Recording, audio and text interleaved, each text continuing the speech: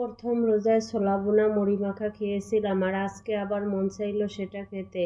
তো শুরু করলাম কিছু মজার এক্সপেরিমেন্ট। সব উপকরণ দিয়ে একসাথে মেখে নিলাম। পেঁয়াজু, মুড়ি, ছোলা, সালাদ আর মরিচ। মশলার পরিমাণ কম রাখলাম, কারণ রোজা রাখা অবস্থায় একটু হালকা থাকা ভালো। আমি চাইছিলাম যেন খাওয়ার পরে কোনো সমস্যা না হয়, তাই কম ঝাল দিয়ে বেশি সালাদ মিশালাম। যখন পুরোটা মাখানো হয়ে গেল তখন সেই রকম সুন্দর দেখতে লাগলো। একেবারে ইয়াম্মি, কম ঝাল কিন্তু একদম নতুন স্বাদ। মুড়ি মাখাটা এত সহজ, তবুও এত টেস্টি। রোজার ইফতার আর কি চাই। আপনি এমন সহজ সুস্বাদু খাবার ট্রাই করে দেখুন, ইফতারের মেনুতে একটু ভিন্নতা আনুন।